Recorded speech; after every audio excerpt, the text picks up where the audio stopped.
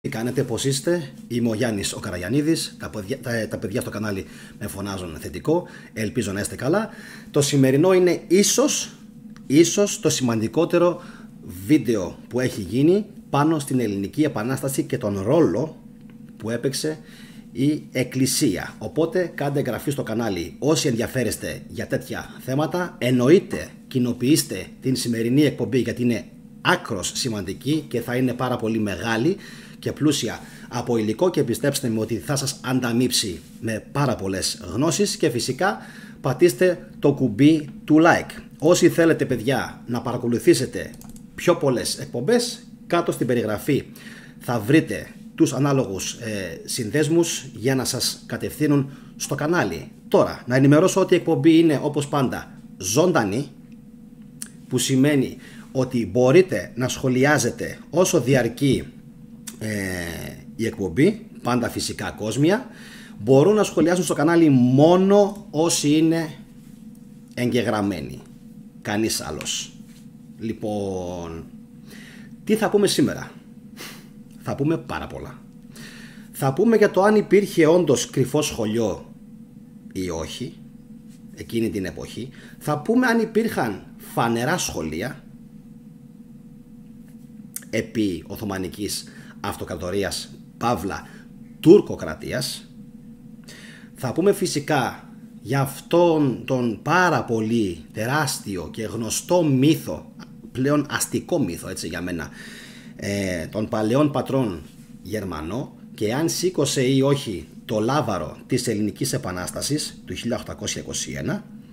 Θα μιλήσουμε επίσης για το πού ξεκίνησε, από πού ξεκίνησε η Ελληνική Επανάσταση. Λοιπόν, αυτά που θα ακούσετε σήμερα μη σας σοκάρουν. Το ύφος μου είναι λίγο, θα έλεγα, αυστηρό και απότομο μερικές φορές, αλλά έτσι είμαι, ήδη χαμογελάω. Λοιπόν, μην αγχώνεστε, χαλαρώνουμε όλοι.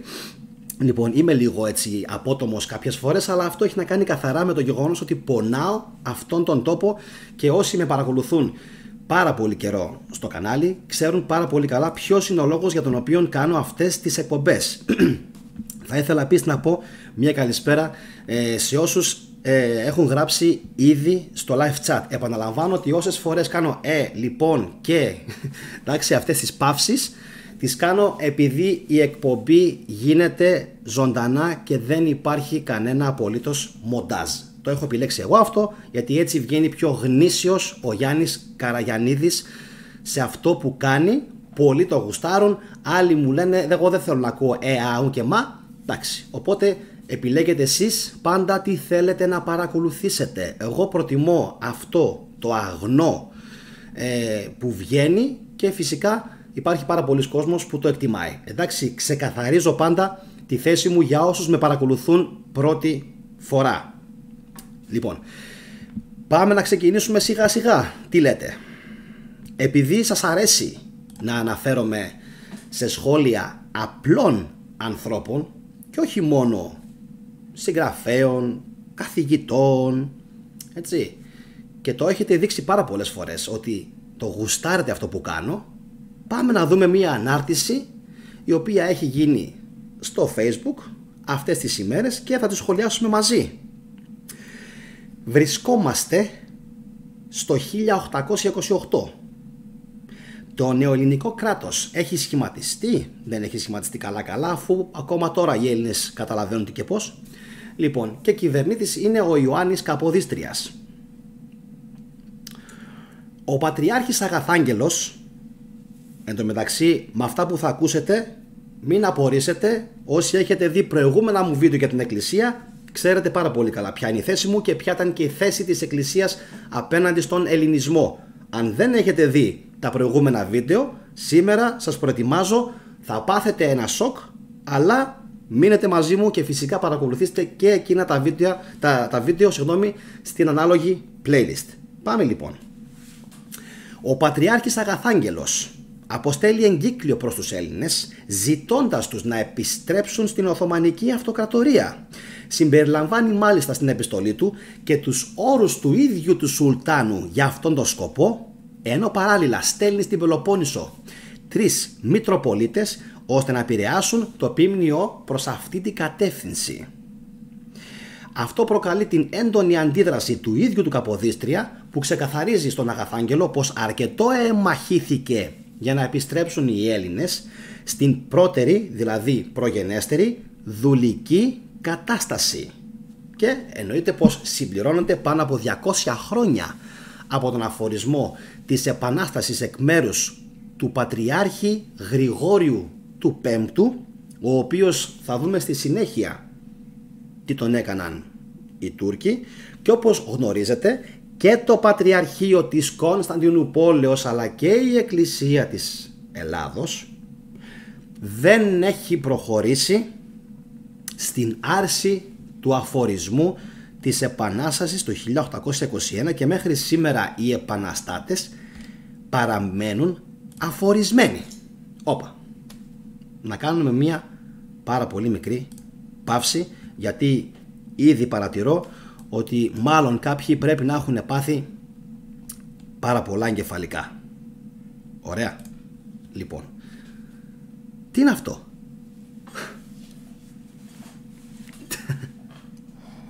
Σε ποια χώρα είμαι καταρχάς? Είμαι στην Ελλάδα. Είμαστε σίγουροι ότι είμαστε κάτοικοι της Ελλάδας? Είμαστε. Αυτό λοιπόν τώρα πώς προέκυψε? Πώς είναι δυνατόν να παραμένει αφορισμένη η Επανάσταση του 1821 και οι επαναστατημένοι Έλληνες, αλλά η Εκκλησία να λέει ότι αντιπροσωπεύει τον Ελληνοχριστιανισμό? Οκ, καταλαβαίνω ότι είναι λίγο δύσκολο να το πιάσετε και να το αφομοιώσετε. Καταλαβαίνω επίσης ότι πάρα πολλοί θα θέλουν να σχολιάσουν, αλλά επειδή έχω απενεργοποιήσει τα σχόλια δεν θα μπορέσουν.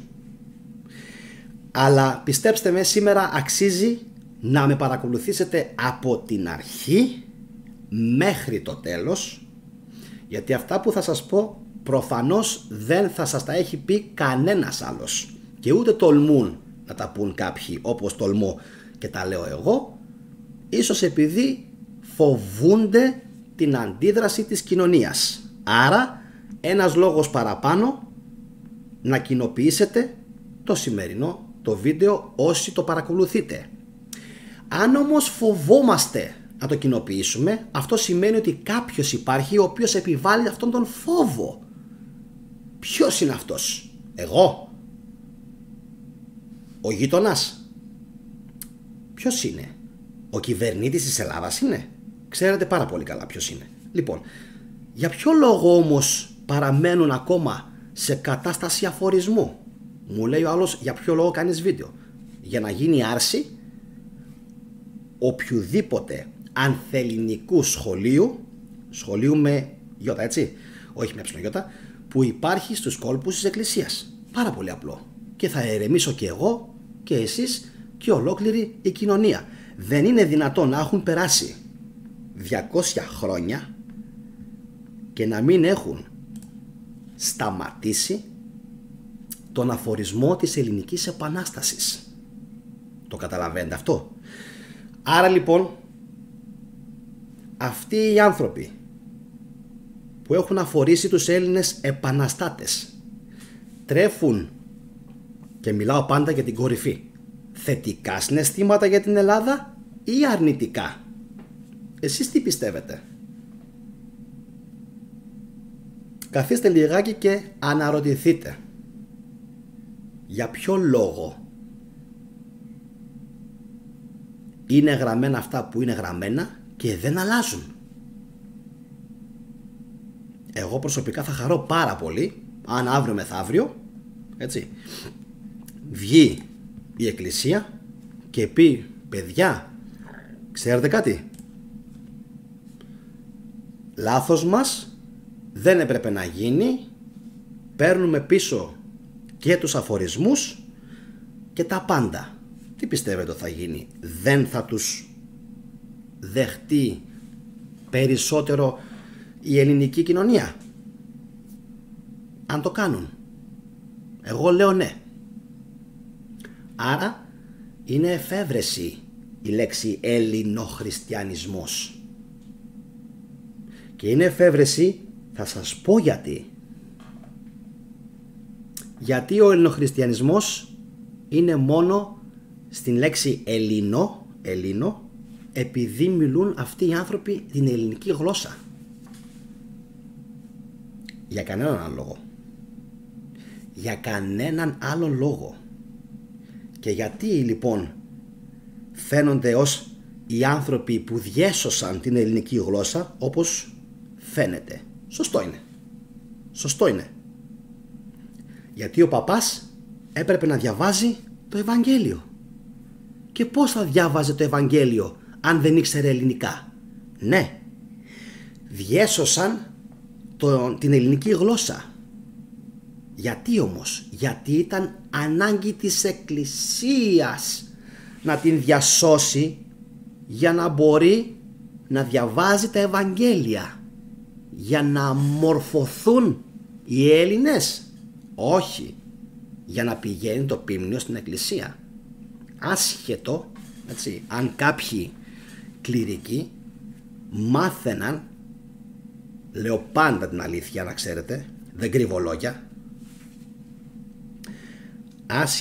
άσχετο συγγνώμη, αν κάποιοι κληρικοί, εννοείται, μεταλαμπάδευαν και μάθαιναν ανάγνωση και γραφή και τις ελληνικές έννοιες στον κόσμο, τον απλό, γιατί ήταν αμόρφωτος. Αυτοί όμως είχαν πρόσβαση στη μόρφωση. Γιατί επαναλαμβάνω, όπως είπα και πριν, δεν κρύβω λόγια, θα τα πω όλα. Εννοείται πως πολέμησε κατώτερος κλήρος κατά των Τούρκων. Εννοείται ότι οι Τούρκοι, τον Πατριάρχη τον Γρηγόριο τον Πέμπτο, μαζί με άλλους 30, εντάξει, εννοείται. Και εννοείται επίσης ότι πάρα πολλής κόσμος, έτσι, βρήκε καταφύγιο, σε εισαγωγικά, στους κόλπους της Εκκλησίας εκείνες τις μέρες που υπήρχαν ταραχές και πόλεμοι. Μην το ξεχνάμε αυτό, έτσι. Εννοείται. Άρα έπαιξαν και θετικό ρόλο. Όμως τα αρνητικά είναι αρνητικά και είναι, πιστέψτε με, πάρα πολλά. Δεν μπορείτε να φανταστείτε πόσα είναι. Γιατί έχουν στήσει μια ψευτοπροπαγάνδα, την οποία σήμερα στο βίντεο αυτό θα την αποδομήσουμε από την αρχή μέχρι το τέλος. Ό,τι ψεύτικο έχει υποθεί για την Επανάσταση και την Εκκλησία θα το ακούσετε σήμερα από το στόμα μου. Πάμε παρακάτω. Έγινε η Επανάσταση στις 25 Μαρτίου του 1821, αναρωτιέται ένας φίλος στο Facebook. Τι έγινε την 25η Μαρτίου? Τίποτα. Μα καλά, αναρωτιέται, πότε ξεκίνησε η Επανάσταση? Ένα μήνα και 3 ημέρες νωρίτερα, στις 22 Φεβρουαρίου του 1821. Πού ξεκίνησε όμως? Εδώ, στη Ρούμελη, πού? Στην Πελοπόννησο, στη Στερεά Ελλάδα, στην Κρήτη, στη Μακεδονία? Πού? Εκεί που υπήρχε πάρα πολύ έντονο ελληνικό στοιχείο. Πού υπήρχε πάρα πολύ έντονο ελληνικό στοιχείο? Στη Μικρά Ασία. Ναι. Από εκεί όμως έγινε η εξέγερση? Όχι. Μήπως έγινε στη Σερβία? Στην Αλβανία? Κωσυφοπαίδιο, Μαυροβούνιο? Όχι. Και εκεί υπήρχαν πάρα πολλοί Έλληνες, μην ξεχνιέστε. Και στη Βουλγαρία είχε πάρα πολλούς Έλληνες. Όμως η Επανάσταση δεν ξεκίνησε ούτε στο Αίγυο, ούτε στην Πάτρα, ούτε στην Άγια Λαύρα, ούτε πουθενά. Ξεκίνησε πού? Στη Μολδοβλαχία. Τι πράγμα? Γι' αυτό σήμερα έχουμε πολλούς που ονομάζονται Μπόγδανοι. Μπόγδαν. Γιατί αυτό το επώνυμο είναι από εκεί πάνω. Κι ας μας ξενίζει εμάς, δεν έχει σημασία. Μπόγδαν. Πολέμησαν. για την απελευθέρωση της Ελλάδας. Θα μου πείτε το όνομα αυτό μπορεί να έχει αλλάξει. Εννοείται πως έχει αλλάξει, αλλιώς τους λέγανε αυτούς τους ανθρώπους, έτσι. Ήταν όμως Έλληνες, άσχετα αν κάποιοι με τα χρόνια είχαν πάρει και ξένα επώνυμα. Αυτό δεν έχει καμία σημασία. Λοιπόν, πότε λοιπόν ξεκίνησε η Ελληνική Επανάσταση? 22 Φεβρουαρίου 1821, όταν ο Αλέξανδρος Υψηλάντης πέρασε τον Προύθο ποταμό και εισήλθε θριαμβευτικά στο Ιάσιο, και τις επόμενες ημέρες επεκτάθηκαν οι συγκρούσεις. Λοιπόν, ξεκίνησε η Επανάσταση στις 25 Μαρτίου του 1821? Όχι. Στην Ελλάδα? Όχι. Στο Μοριά? Γιατί όχι στο Μοριά? Γιατί στις 17 Μαρτίου, λέει ένας φίλος σε ένα σχόλιο του, επαναστάτησε η Αρεόπολη, κάτω Πελοπόννησο. 21 Μαρτίου τα Καλάβρητα. 23 Μαρτίου η Καλαμάτα. Λοιπόν, πάμε τώρα στο πολύ σημαντικό ερώτημα. Ποιοι μαζεύτηκαν λοιπόν στην Αγία Λαύρα στις 25 Μαρτίου και σήκωσαν το λάβαρο της Επανάστασης? Κανείς. Κανείς.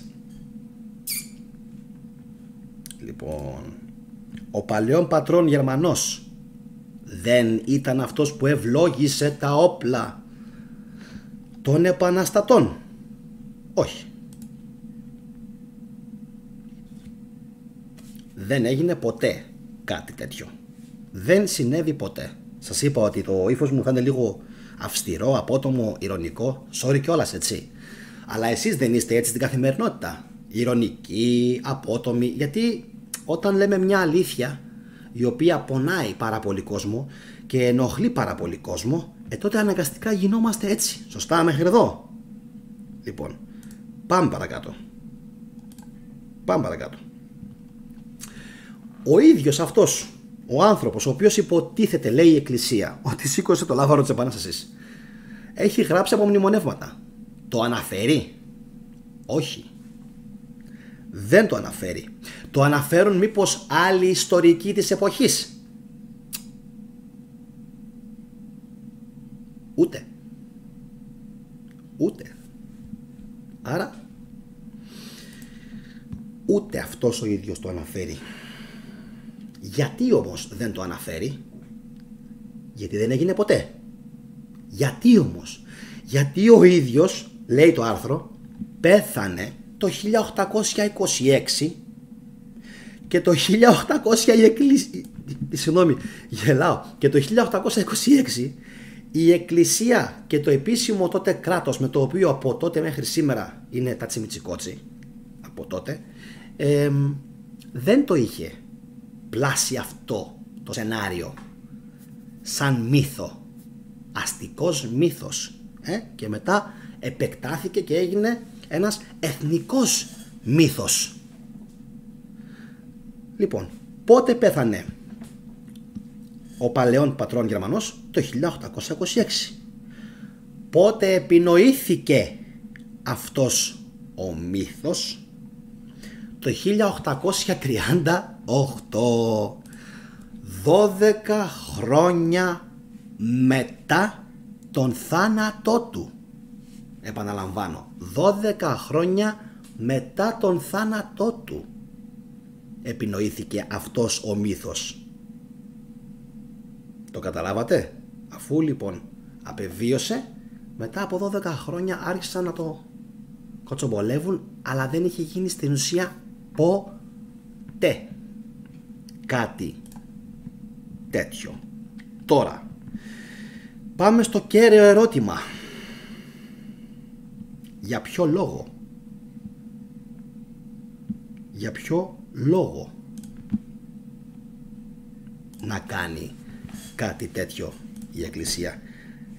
Επιτρέψτε μου λιγάκι, επειδή ταυτόχρονα διαβάζω και τα σχόλια σας, να κάνω μια απόκρυψη χρήστη από ένα κανάλι, να ξέρετε, δεν μου ξεφεύγει τίποτα, έτσι.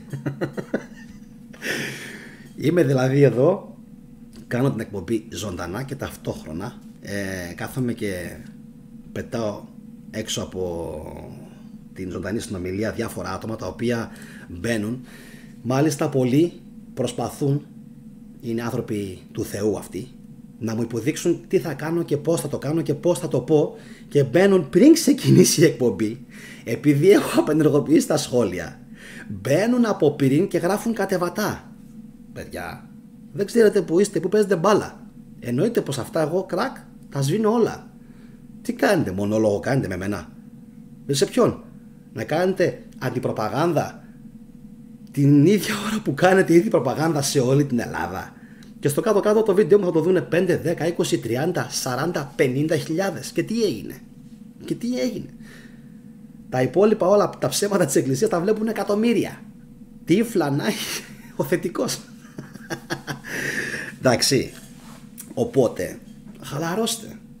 Απολαύστε το, μην αγχώνεστε. Μην μου στέλνετε ούτε μηνύματα στο Facebook κάποιοι και με παρακαλάτε. Δεν μπορώ τα παρακάλια. Σε παρακαλώ, μην το κάνεις αυτό. Ούτε αυτό μου αρέσει. Όπως δεν μου αρέσει και το απειλή. Θα μου. Προχθές έκανα αφιέρωμα για εσάς που μου λέτε προχθές σας έκανα αφιέρωμα και σας είπα θα μου. Εντάξει. Οπότε δεν μπορώ ούτε το ένα το υφάκι ούτε και το άλλο. Είμαι άνθρωπος της λογικής και της ιστορίας και τα λέω όλα bam to the point. Εντάξει, αυτό. Οπότε μην ξεκινάτε λάθος. Λοιπόν, μην ξεκινάτε λάθος στα βίντεό μου. Σας αφήνω να γράφετε, αλλά γράψτε σωστά. Λοιπόν, πάμε παρακάτω. Να πούμε για ποιο λόγο είχε αυτή η οργάνωση, γιατί πρόκειται για οργάνωση ΑΕ.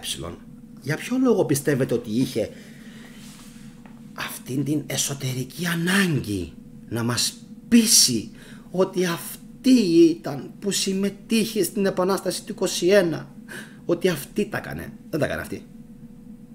Οι απλοί κληρικοί βοήθησαν στην Επανάσταση. Η κεφαλή ήταν πάντα με τους απέναντι. Θα το δούμε σε λίγο. Αν δεν το πιστεύετε, θα το δούμε σε λιγάκι. Και πιστεύω ότι θα με πιστέψετε.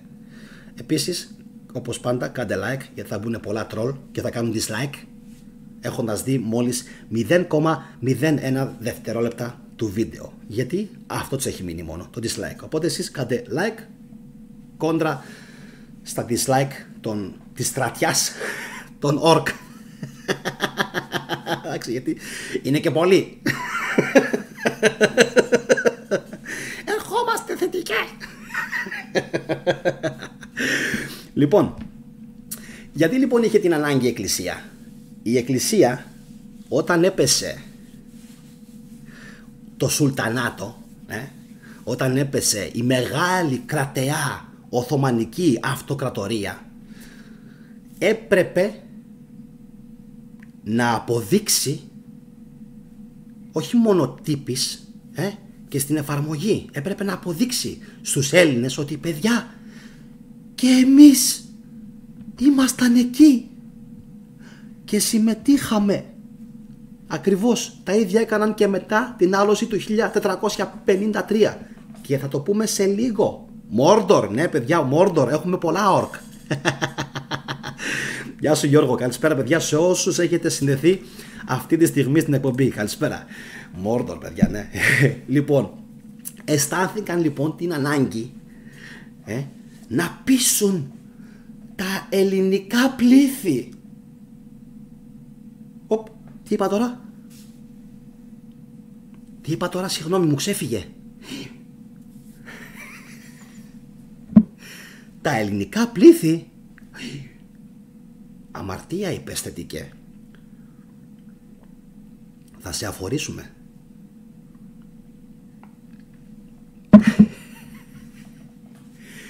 Τι πράγμα?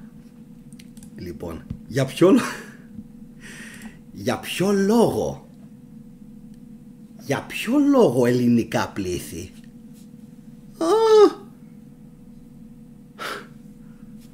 Από πού βγήκε αυτή η λέξη? Κάτσε λίγο να τσεκάρω τα βιβλία μου. Ελλάδα, Ελλάδα, Ελλάδα, Ελλάδα, ελληνικό, Ελλάδα, Ελλάδα, Έλληνες, ελληνικό.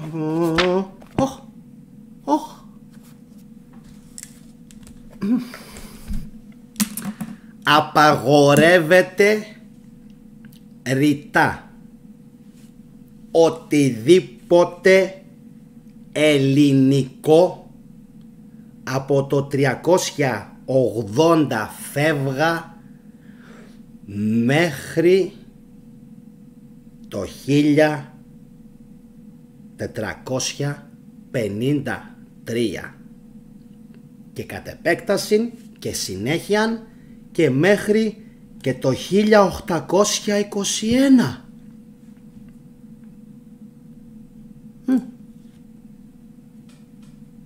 Ελληνορθόδοξη Εκκλησία. Τι πράγμα? Ελληνορθόδοξη Εκκλησία, μου λέει ο άλλος. Και εγώ ξαναλέω, τι πράγμα? Ποια Ελλάδα? Μπερδευτήκατε. Ρώμη. Ρούμτζα. Ρώμη. Δεν υπάρχει Ελλάδα. Δεν υπήρχε Ελλάδα για αυτούς. Την συχαίνονταν, την απεχθάνονταν. Έλατε όμως που οι επαναστατημένοι είχαν διαβάσει και είχαν πει θέλουμε να λεγόμαστε Έλληνες. Είπε η Εκκλησία. Αλήθεια? Ευκαιρία για την Εκκλησία. Ευκαιρία να πούμε ότι τα δεχόμαστε όλα. Και ξαφνικά τι κάνουν? Δημιουργούν δύο τεράστιους σύγχρονους νεότερους μύθους λεκτικούς. Δύο. Άντε τρεις. Ελληνορθοδοξία ή αλλιώς Ορθόδοξη Ελληνική Εκκλησία. Συγγνώμη. Ελληνική Ορθόδοξη Εκκλησία υπήρχε από το 325 μέχρι το 1453. Όχι. Ελληνική Ορθόδοξη Εκκλησία υπήρχε από το 1453 μέχρι και το 1821, για να πούμε ότι τουλάχιστον αφού μας κατέκτησαν να τους πάμε κόντρα τους Οθωμανούς, να δείξουμε ρε αδερφέ πόσο αγαπάμε την Ελλάδα. Όχι. Τι είπες θετικέ? Είσαι ειρωνικός? Ναι. Αλλά είναι η αλήθεια. Ούτε όταν πήραν οι Οθωμανοί την πόλη δεν σκέφτηκαν να δημιουργήσουν Ελληνοορθοδοξία, Ελληνοχριστιανισμό. Όχι. Εξακολουθούσε να είναι αυτό που είναι. Με λίγα λόγια. Το καταλάβατε? Ναι. Και επειδή τους είδε τους Έλληνες ότι γούσταραν επανελλήνιση, Αγία Ρωμαϊκή Ανατολική Αυτοκρατορία. Ούτε καν Βυζάντιο. Ούτε καν Βυζάντιο. Το Βυζάντιον, έχω βίντεο που το ετοιμάζω και θα το σμπρώξω τις επόμενες ημέρες. Το Βυζάντιον ήταν μεγαρική απικία που χτίστηκε απέναντι από τη Χαλκιδόνα. Εντάξει. Από τον Βίζαντα, τον Μεγαρέα, περίπου το 700 π.Χ. Οπότε δεν υπήρχε Βυζαντινή Αυτοκρατορία. Εντάξει, μέχρι εδώ. Το ξέρω ότι έχετε κατεβάσει μέχρι στιγμής πάρα πολλά υπογλώσσια, είμαι σίγουρος. Αυτή όμως είναι η ατόφια αλήθεια και σας είπα ότι αξίζει σήμερα να παρακολουθήσετε την εκπομπή μέχρι το τέλος, γιατί αυτά που θα ακούσετε δεν θα σας τα πει κανένας. Οπότε like και κοινοποίηση μπας και το δούνε περισσότεροι Έλληνες, αν και δεν το νομίζω, γιατί πολλοί φοβούνται τους Ρωμιούς. Ξεκινήστε λοιπόν να τους αψηφείτε, γιατί γίνονται περισσότεροι πλέον οι Έλληνες. Να το ξέρετε, το βλέπω και στο δρόμο, το βλέπω παντού, ότι αρχίζει η επανελλήνιση. Από κάπου και από κάποιους έπρεπε να ξεκινήσει. Λοιπόν, τώρα πιστεύετε ότι τελείωσα? Όχι. Όχι, νομίζω ότι δεν έχω πει ακόμα ούτε καν το 1/3 της εκπομπής. Πάμε να δούμε τι άλλα καλά έκαναν. Λοιπόν, ετοιμαστείτε. 1. Αφορίζουν και κυνηγάνε τον Ρήγα Φεραίο. Άνθρωπος του Πατριαρχείου πρόδωσε αυτόν και τους συνεργάτες του στην Αυστριακή αστυνομία, που τον παρέδωσε στους Τούρκους και τον απαγχώνησαν στην φυλακή δίχως δίκη.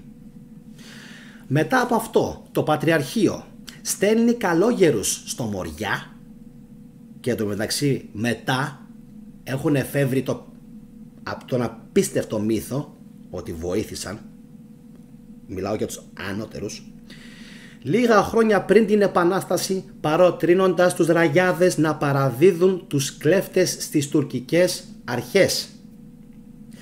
Έτσι ξεκληρίστηκε η κλεφτουριά στο Μοριά, όπου από το 1805 μέχρι και το 1807 πάνω από 5.000 κλέφτες συνελήφθησαν από τους χωρικούς και δόθηκαν στους Τούρκους για να βρουν τραγικό θάνατο. Τώρα, αν σας φαίνεται ο αριθμός 5.000 μεγάλος, δεν ήταν μεγάλος, ευτυχώς. Γιατί υπάρχουν αναφορές ότι εκείνη την εποχή υπήρχαν περίπου 300.000 κλέφτες στα ορεινά μέρη της Ελλάδας. 300.000. Εντάξει, πάμε παρακάτω.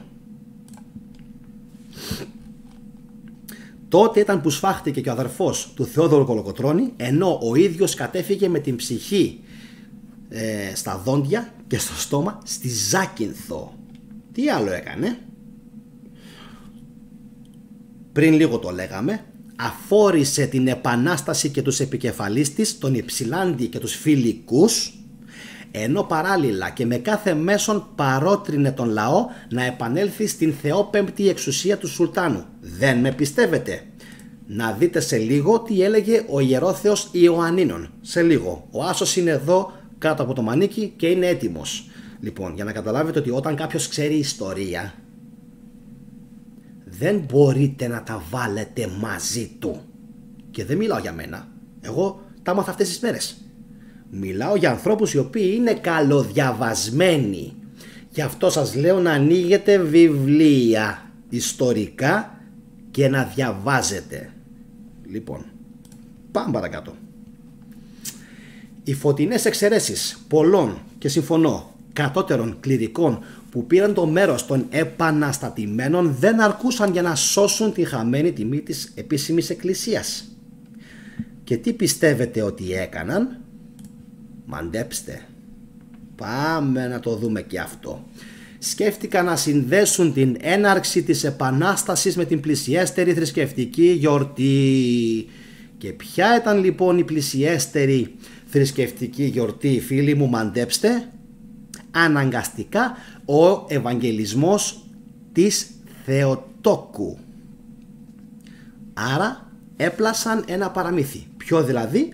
Ότι ο παλαιόν πατρόν Γερμανός στις 25 Μαρτίου ευλόγησε τα όπλα των επαναστατών στην Αγία Λαύρα, οπότε παρουσιάζεται η πλαστή εικόνα ότι η Εκκλησία όχι μόνο δεν αντιτάχθηκε λυσαλέα, αλλά αντίθετα ευλόγησε κιόλας την Επανάσταση. Και όπως καταλαβαίνετε, το ίδιο ακριβώς έκαναν με πολλές άλλες ημερομηνίες, όπως Πάσχα, Χριστούγεννα, 25 Δεκεμβρίου, όπως ξέρουμε όλοι. Αφήστε τον όρο Ηλιούγεννα, δεν με ενδιαφέρει αυτός ο όρος. Όλες οι αρχαίες θρησκείες είχαν, όπως ξέρετε, συνδέσει την ημερομηνία 25 Δεκεμβρίου με την Ανάσταση του ήλιου. Γιατί στις 22, 23, 24 Δεκεμβρίου ο ήλιος θεωρητικά πέθαινε, κατέβαινε στον Άδη, ας το πούμε έτσι, και στις 25 εξερχόταν από τον Άδη. Είχαμε Ανάσταση του ήλιου και την γέννηση του ήλιου. Σωστά? Λοιπόν, αφού πέθαινε 3 μέρες πριν, αυτή είναι η σωστή έννοια του θανάτου και της Ανάστασης. Όχι αυτή που μας επέβαλαν μετά. Λοιπόν, 22, 23, 24 λοιπόν πεθαίνει ο ήλιος και στις 25 ξαναγεννιέται. Όπως ακριβώς το είχαμε συναντήσει σε δεκάδες θρησκείες της αρχαιότητας, οι οποίες μπορεί να διαφωνούσαν μεταξύ τους, αλλά συμφωνούσαν στο στοιχείο της αστρονομίας. Εκεί συμφωνούσαν. Μπορεί να τα χαλούσαν σε εισαγωγικά σε λεπτομέρειες, αλλά στα περισσότερα ήταν σύμφωνες. Να το ξέρετε. Έτσι παρουσίασαν τον Ευαγγελισμό της Θεοτόκου, προσέξτε πόσο ωραία και τυχαία συμπίπτει με την Επανάσταση του 21, για να μπορούν να συνεορτάζονται ό,τι έκαναν για τις 25 Δεκεμβρίου και ό,τι έκαναν για το Πεσάχ των Εβραίων, το Πάσχα, το πέρασμα των Εβραίων από την Ερυθρά θάλασσα, των Ισραηλιτών. Πιο σωστός όρος. Εντάξει. Και αυτό αργότερα συσχετίστηκε με τι? Με την Ανάσταση του Ιησού. Όλος τυχαίος. Φοβερό. Και αυτό. Εντάξει. Αυτά τα λίγα για όσους φυσικά γνωρίζουν ιστορία. Λέγαμε λοιπόν προηγουμένως ότι για πρώτη φορά το 1838 ανακοινώθηκε και γιορτάστηκε για πρώτη φορά η 25η Μαρτίου ως η ημερομηνία Επανάστασης. Τις προηγούμενες χρονιές δεν είχε γίνει τίποτα παρόμοιο και όπως ξέρουμε όλοι η σωστή έναρξη είναι 22 Φεβρουαρίου το 1821 με τον Υψηλάντη. Εντάξει, αυτά για όσους ήθελαν να μάθουν περισσότερα ιστορικά στοιχεία, τα οποία κάποιοι δυστυχώς τα αποκρύπτουν από και από τον κόσμο και από τη μάζα και φυσικά και στα σχολεία. Άρα τυχεροί όσοι θα παρακολουθήσουν την σημερινή εκπομπή. Λοιπόν, τώρα αν προσπαθήσετε να πείσετε τον κόσμο έξω, ή θα βρείτε αδιαφορία ή θα βρείτε κόντρα. Θα πρέπει να υπάρχουν τσακαλάκια σαν και εμένα, τα οποία να έχουν διαβάσει για να μπορέσουν να σας υποστηρίξουν.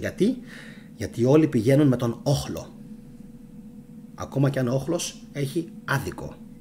Λοιπόν, γιατί ο όχλος έχει δύναμη. Πάμε παρακάτω. Για όσους πιστεύουν ότι ο θετικός τα βγάζει όλα από το μυαλό του, ήρθε η στιγμή εγώ να χαλαρώσω και να παραδώσω την σκητάλη σε ποιον? Στον καθηγητή πολιτικής ιστορίας του Πανεπιστημίου Αθηνών, Θάνο Βερέμη. Πότε ξεκίνησε η Επανάσταση του 1821? 25 Μαρτίου.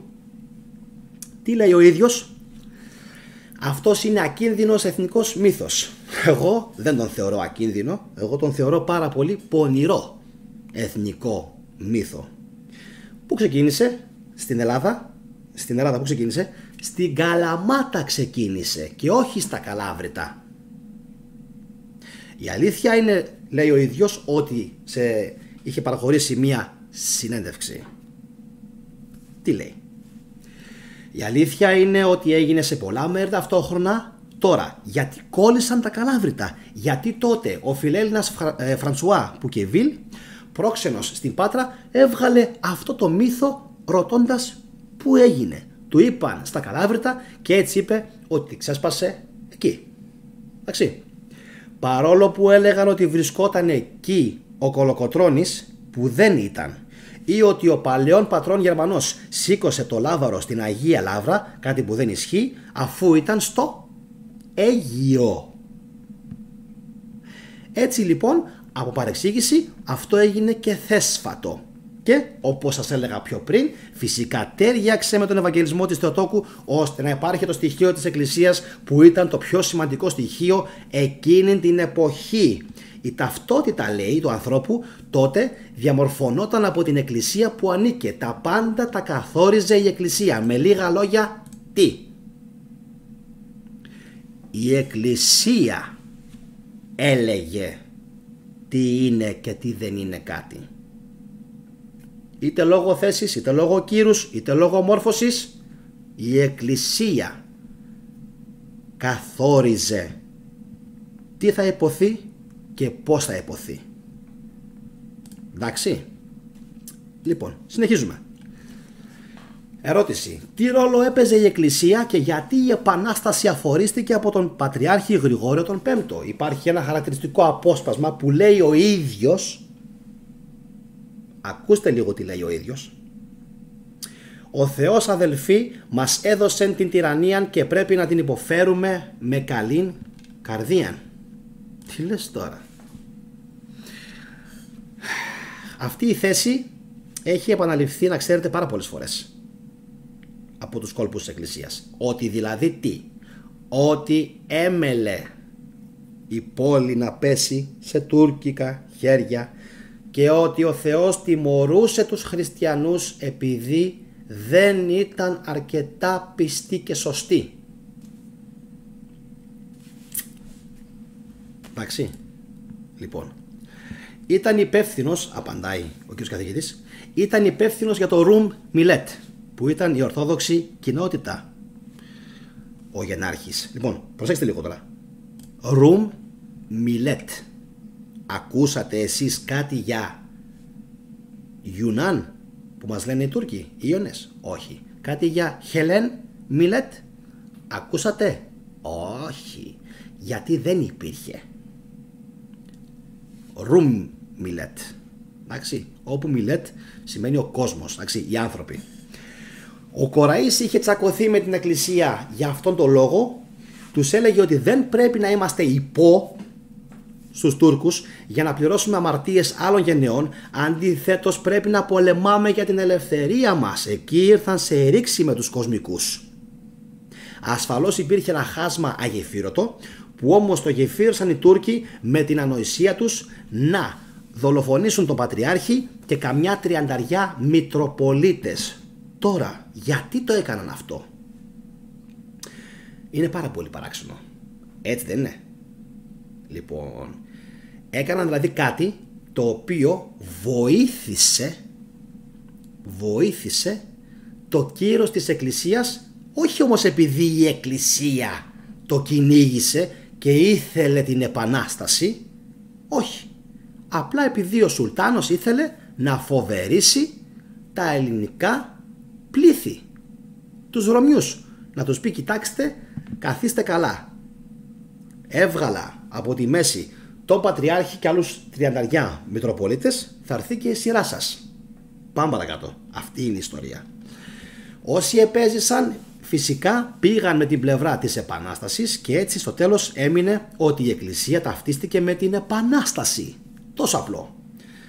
Δεν υπήρχε άλλη επιλογή. Η Εκκλησία ήταν ο διαμορφωτής της κοινωνίας και σε πολλές περιστάσεις ο ρόλος της ήταν σημαντικός αφού διέσωσε την παράδοση. Σε αυτό είπα και πριν ότι και εγώ συμφωνώ.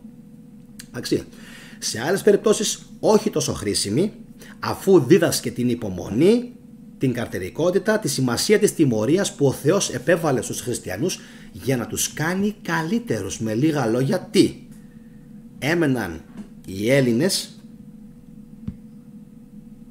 επέμεναν μάλλον καρτερικά ό,τι περνούσαν, γιατί τους το έλεγε η Εκκλησία.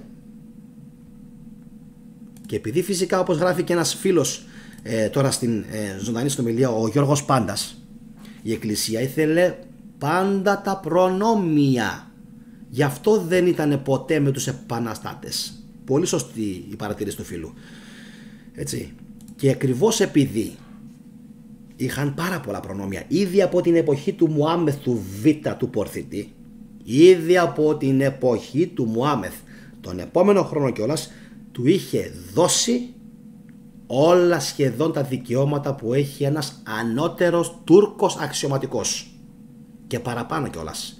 Ο Πατριάρχης,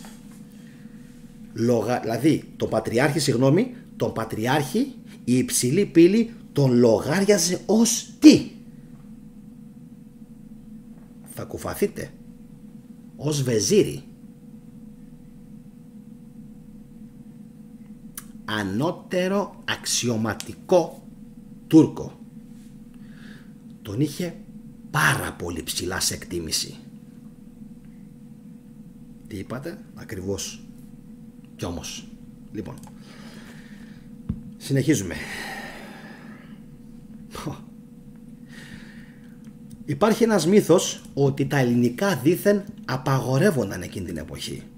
Λοιπόν, τα ελληνικά απαγορεύονταν κυρίως στα μέρη από όπου κατάγομαι εγώ. Εντάξει, στην Πάφρα, στην Τσαψούντα, στην Τραπεζούντα και γενικά στον Πόντο. Τώρα, δεν θυμάμαι ακριβώς από πότε τα είχαν απαγορεύσει, αλλά σημασία έχει ότι τουλάχιστον κατά τη διάρκεια της μικρασιατικής καταστροφής απαγορεύονταν. Ίσως όμως και πολύ πιο πριν να απαγορεύονταν. Εντάξει, γιατί τους είχαν πει να επιλέξουν ένα από τα δύο.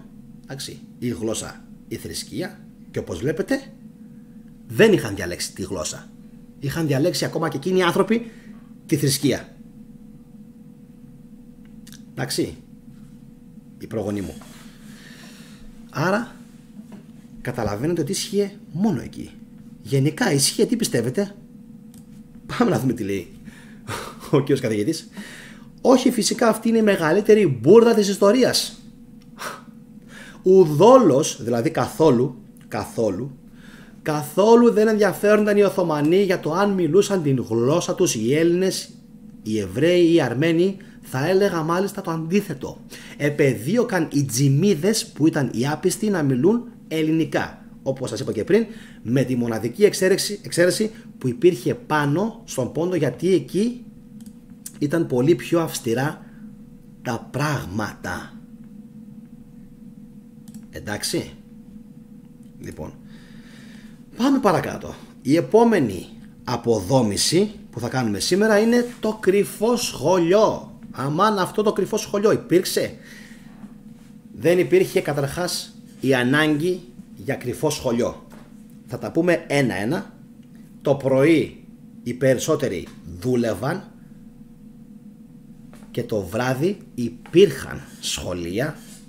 Όχι βέβαια όπως τα σημερινά τόσο πια οργανωμένα. Υπήρχαν όμως πανελλαδικά, σχεδόν πανελλαδικά, και στη Μικρασία. Παντού σχολεία.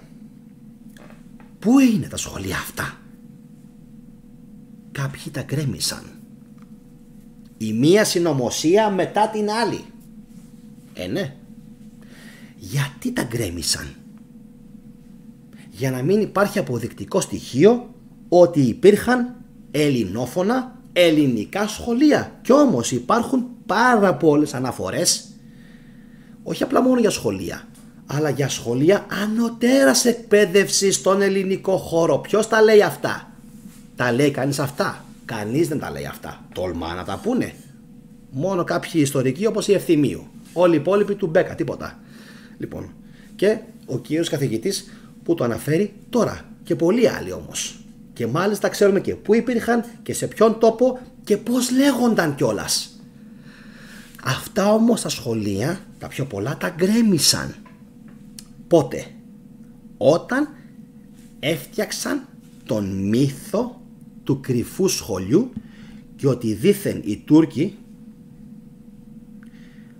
κορόιδευαν, τώρα κάποιοι στο chat βλέπω αυτό που λέω για τα οργανωμένα, κοροϊδεύουν συγγνώμη βασικά,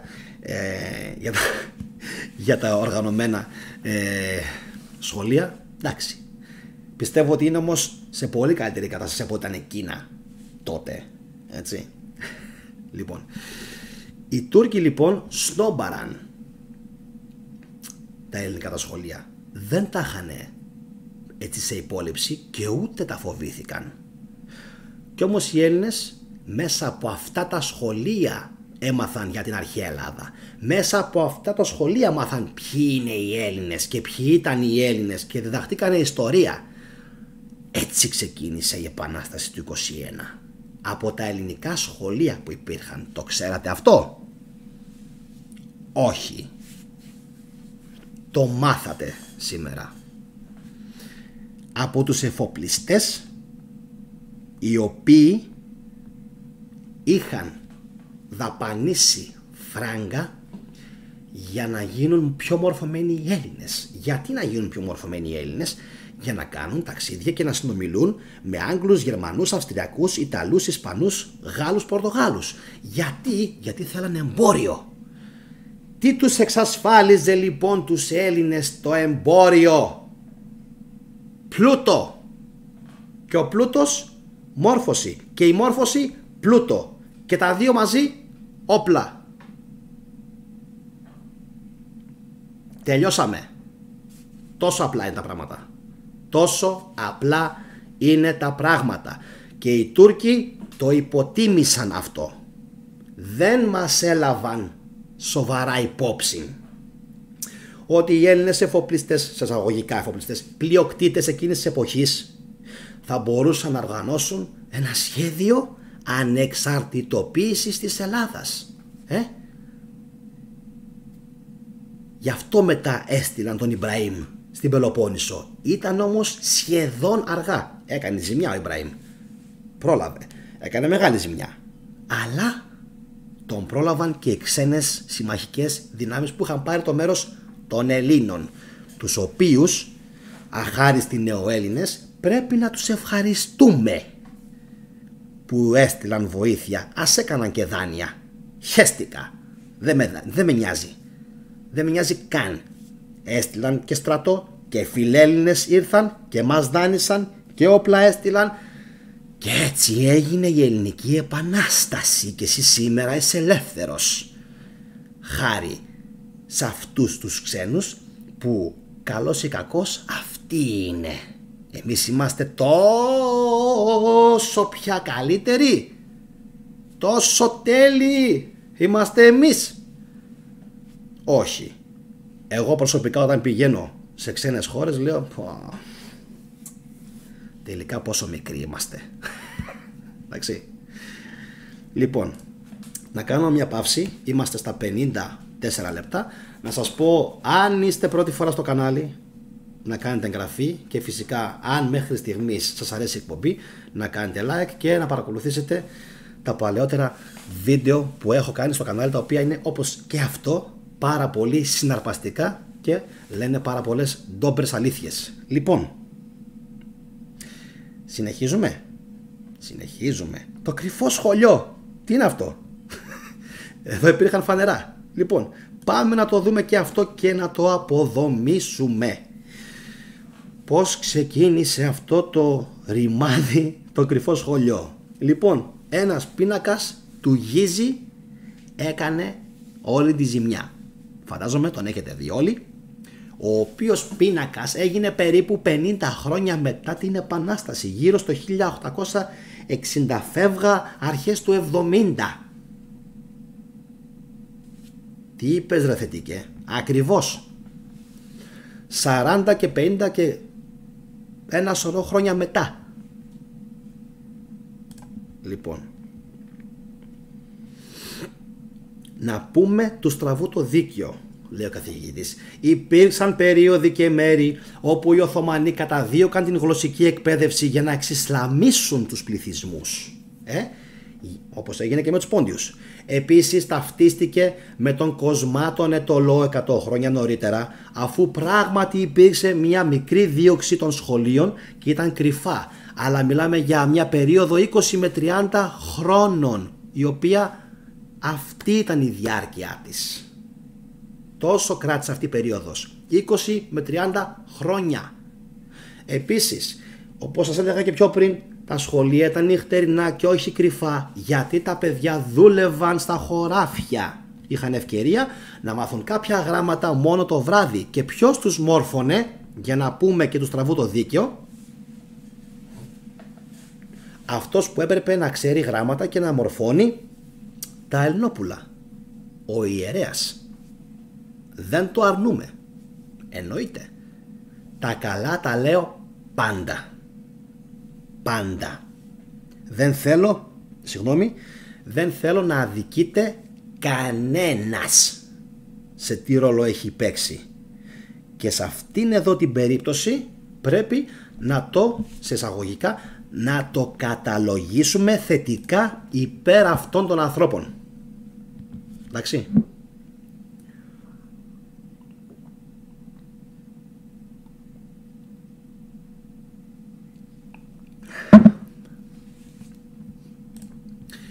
Όποιος θέλει πηγές να τις ψάξει μόνος του. Για τον φίλο που το γράφει πιο πάνω. Όποιος θέλει πηγές ανοίγει βιβλία και τα βρίσκει όλα. Εγώ δεν θα κάθομαι να κάνω εκπομπές 1 και 2 ώρες και μετά να μου λες βάλε και πηγή. Κάτσε και ψάξε. Λοιπόν, γνώμη μου, κάτσε και ψάξε. Εγώ τα λέω. Λέω αλήθεια, λέω ψέματα, είμαι μακάκας, δεν σου αρέσω, πρόβλημά σου. Πρόβλημά σου. Δεν με ενδιαφέρει καθόλου. Δεν θα πιούμε καφέ μαζί. Δεν θα φάμε μαζί στην ταβέρνα. Δεν θα γίνουμε εξαδέρφια ή αδέρφια εξαίματος ξαφνικά. Θέλεις? Κάτσε και ψάξε. Εγώ κάθομαι 1 ώρα και μιλάω και ξεσκίζομαι για να το πάρεις εσύ έτοιμο στο πιάτο. Αν θες και την πηγή, ζητάς πάρα πολλά και έχεις μάθει να είσαι καλοπερασάκιας. Και προσωπικά εγώ με τους καλοπερασάκηδες έχω ένα θέμα. Με πιάνει τρέλα, να ξέρεις. Δεν είμαι καλά. Όταν βλέπω καλοπερασάκηδες, να ξέρεις, τσιτώνω απίστευτα. Εντάξει. Λοιπόν,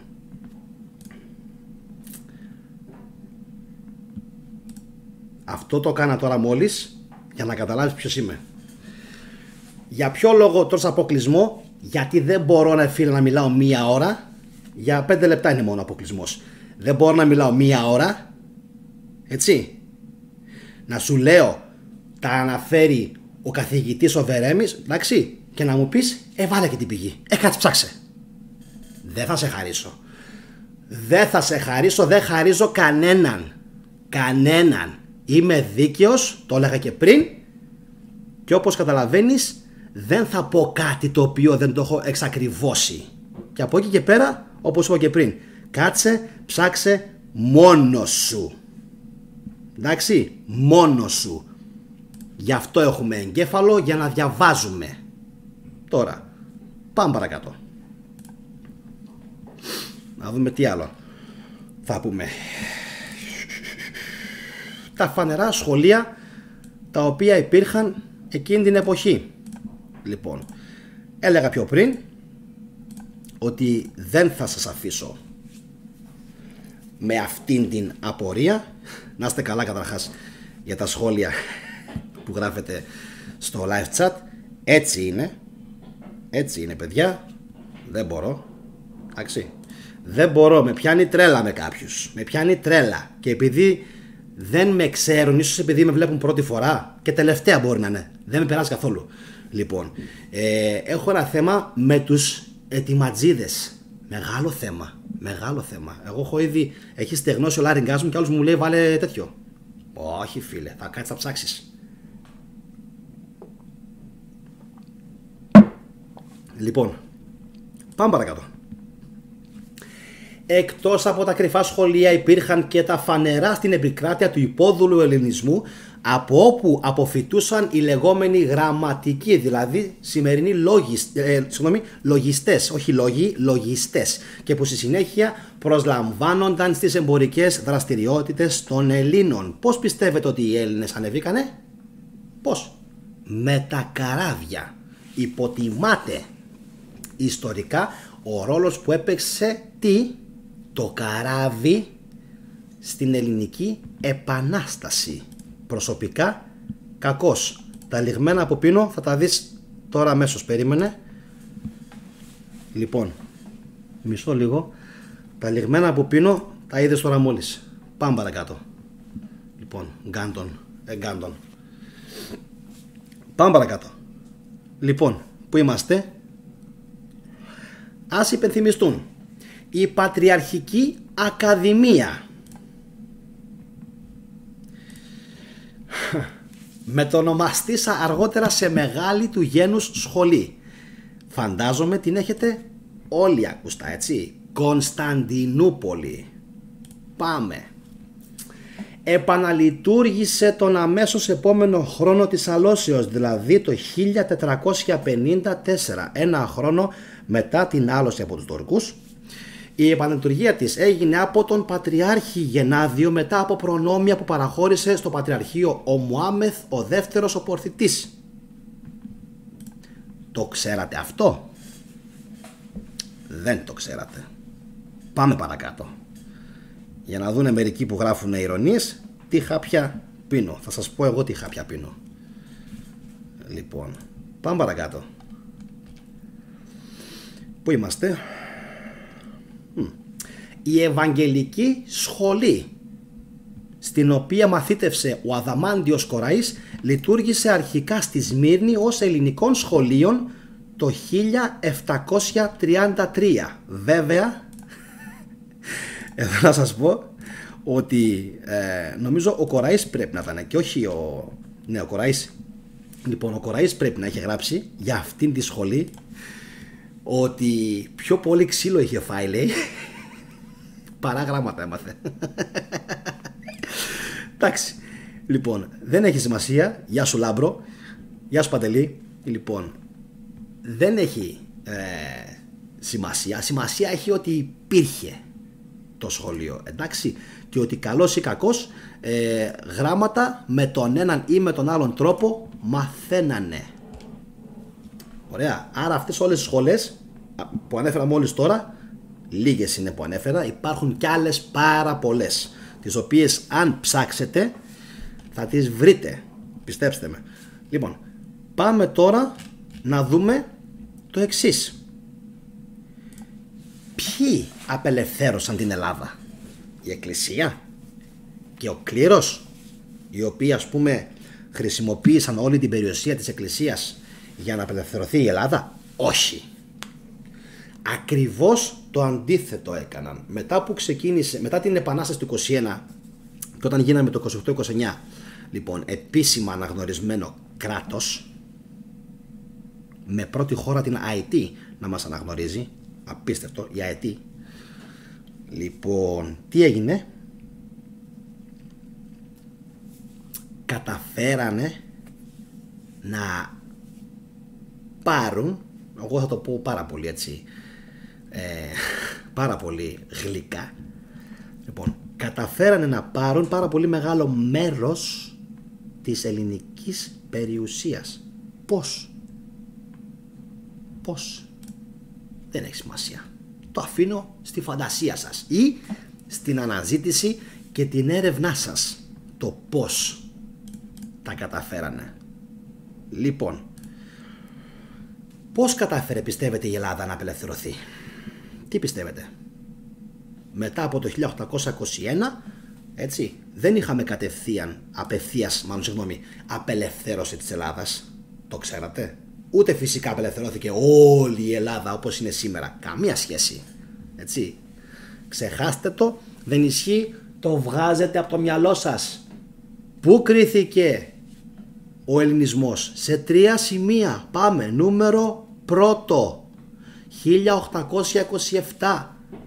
ναυμαχία του Ναβαρίνου. Δεύτερον, η γαλλική εκστρατεία του Μοριά, όπου τα γαλλικά στρατεύματα του Μεζόν, διαβάζω, εκδίωξαν τον επικρατήσαντα στην Πελοπόννησο στρατό του Ιμπραήμ, που σας έλεγα πιο πριν ότι είχε ρημάξει την Πελοπόννησο, την είχε αλωνίσει και είχε κάνει τεράστια ζημιά, τον οποίον τον είχε προσλάβει η υψηλή πύλη για να καταστήλει την Πελοπόννησο ο Ιμπραήμ. Λοιπόν, είναι ο γνωστός τουρκογυπτιακός στόλος του Ιμπραήμ, όπως ξέρετε. Και τρίτον, στον Ρώσο-τουρκικό πόλεμο του 1828-29, όπου οι Ρώσοι έκαναν προέλαση στην Αδριανούπολη, με αποτέλεσμα ο Σουλτάνος να απομακρύνει τα στρατεύματά του από την Ελλάδα. Απίστευτο. Απίστευτο. Λοιπόν, όπως καταλάβατε, αυτές είναι ιστορικές αλήθειες. Αυτές είναι αλήθειες που πρέπει να γνωρίζουν οι Έλληνες, αλλά δεν τις γνωρίζουν, δυστυχώς, όπως καταλάβατε. Και από εκεί και πέρα είδαμε και τι ακριβώς συνέβη, εντάξει, αργότερα. Γιατί αυτοί οι άνθρωποι είχαν μάθει να απολαμβάνουν πάντα προνόμια, και όλος τυχαίως μέχρι και σήμερα δεν ισχύει το ίδιο. Θα σας πω σε λίγο κάτι. Το νερό μου τελείωσε. Έχει σημασία αυτό. Το νερό μου τελείωσε. Λοιπόν, κάτι δείχνει. Πλησιάζει το τέλος της εκπομπής. Λοιπόν, να σας πω κάτι. Θέλω να σας κάνω μία ερώτηση.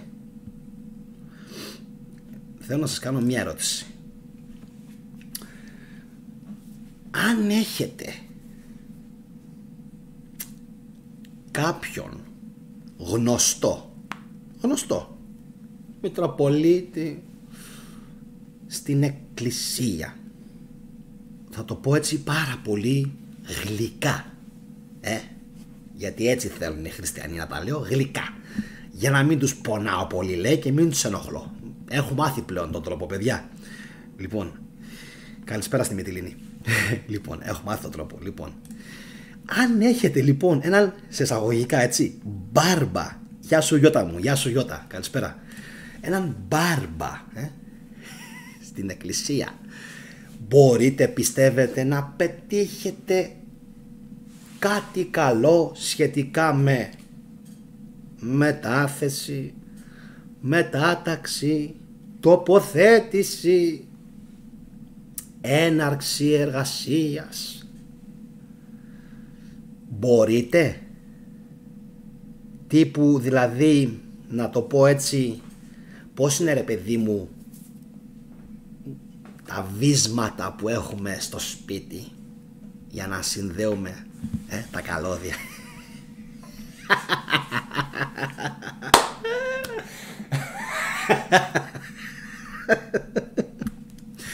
Λοιπόν, αν έχετε έναν τέτοιον άνθρωπο, καλά να είστε, να τον έχετε.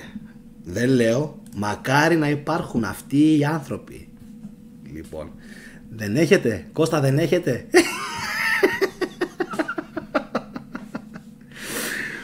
Λοιπόν, δεν είναι πάρα πολύ εύκολο, μάλλον δεν θα γίνει πολύ πιο εύκολη η ζωή σας.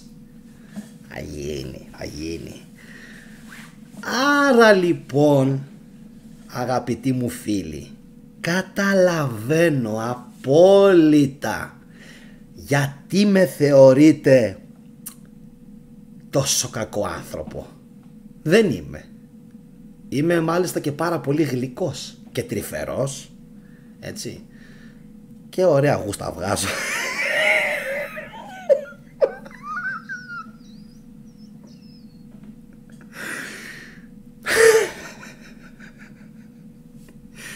Και μια χαρά μουσικάρα ακούω, τα ρεγκετόν μου, τέλεια, και χορεύω και ωραία, άμα με δείτε, ό,τι πρέπει για παρέα.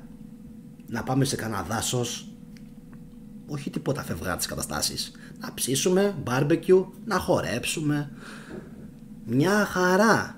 να ξέρετε. Απλά δεν με έχετε γνωρίσει από κοντά πιο πολύ, για να χαλαρώσετε λιγάκι, να κάνετε, πώς λέγεται αυτό, το tapping. Να χαλαρώσετε λιγάκι, έτσι, να ρίξετε λίγο τους ρυθμούς σας, γιατί σας βλέπω είστε έτοιμοι να με φάτε, είστε έτσι όλοι. Βλέπετε θετικό και τρελαίνεστε. Λοιπόν, κλαίει, λέει ο Κώστας. Δεν υπάρχει λόγος. Λοιπόν, μην αγχώνεστε.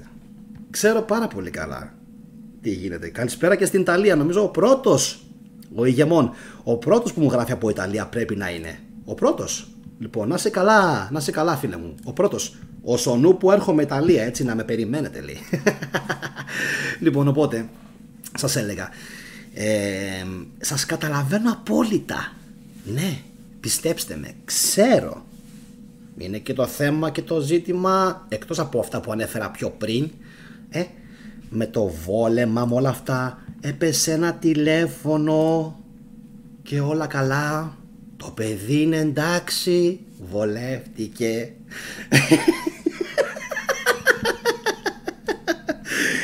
Λοιπόν, αυτά τα καταλαβαίνω. Λοιπόν, να πούμε μια πάρα πολύ ωραία καλησπέρα στον Ιωνα, ο οποίος μας γράφει μόλις τώρα από την δικιά μας Μελβούρνη. Λοιπόν, καλησπέρα και καλημέρα. Λοιπόν, έλεγα λοιπόν ότι εντάξει, σας καταλαβαίνω. Είναι και λίγο θέμα βολέματος, είναι φυσικά και θέμα μισθού. Και φυσικά όχι μόνο, και θέμα περιουσίας. Δεν τα ακουμπάω αυτά. Δεν είναι δικιά μου λίγκα. Δεν είναι δικιά μου υπόθεση. Να κάνουν όλοι ό,τι θέλουν. Δεν μου πέφτει εμένα καν λόγος. Καθόλου. Καν. Λοιπόν, αλλά είναι έτσι ή δεν είναι έτσι? Είναι έτσι. Εντάξει. Οπότε τα λόγια είναι περιτά. Δεν χρειάζεται. Εγώ κάθομαι και κάνω έρευνα πάνω στο ζήτημα της ιστορίας. Ξέρω ότι πάρα πολλοί κόσμος με αγαπάει για αυτό που κάνω. Άλλοι φυσικά είναι, με βλέπουν και θέλουν να αλλάζουν δρόμο. Αλλά πιστέψτε με, είμαι καλό τυπάκι.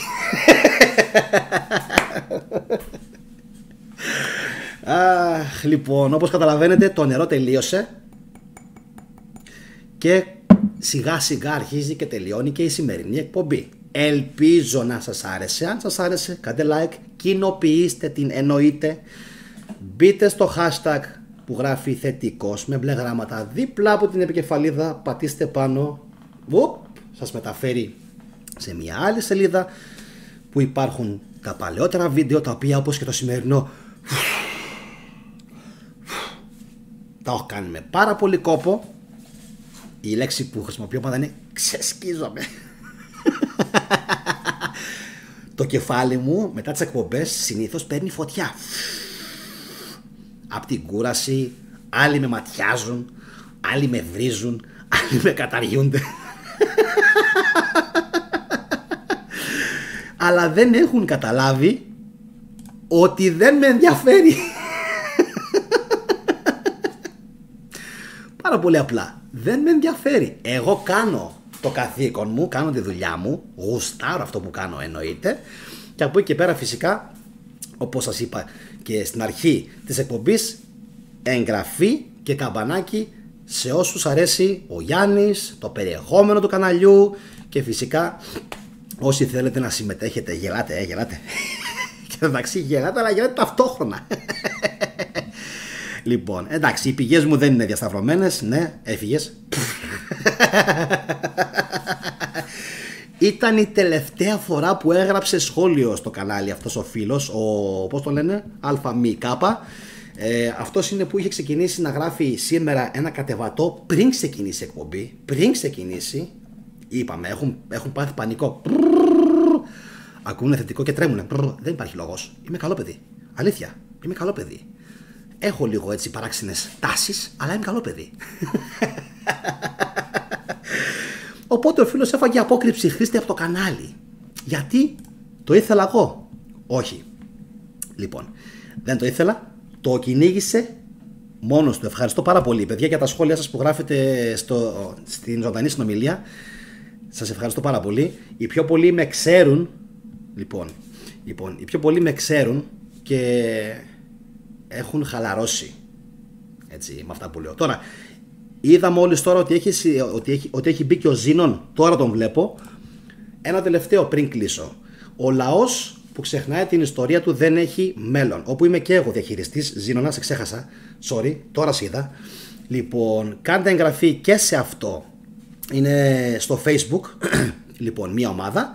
Κάντε εγγραφή, γιατί και εκεί ανεβαίνουν όλα τα σχετικά βίντεο σχετικά με τον χριστιανισμό, αλλά και πολλά ιστορικά και αρχαιοελληνικά βίντεο που ξέρω πάρα πολύ καλά ότι σας αρέσουν. Λοιπόν, πρέπει επειγόντως να κλείσω, να ξεκουραστώ, να αποδομήσω τον εγκέφαλο και να κάνω ανασύσταση για αύριο το βράδυ, ή αύριο ή μεθαύριο το βράδυ. Ο Σούδος λέει κλαίω. Γεια σου Μαριά μου, να είσαι καλά. Λοιπόν, και εσείς, όπως σας είπα και πριν, συνεχίστε να παρακολουθείτε βιντεάκια στη θετική ντόπα. Τι άλλο να σας πω, νομίζω ότι ήταν μια πάρα πολύ ωραία εκπομπή. Δύσκολη, δυσπεπτική αυτή, είμαι σίγουρος.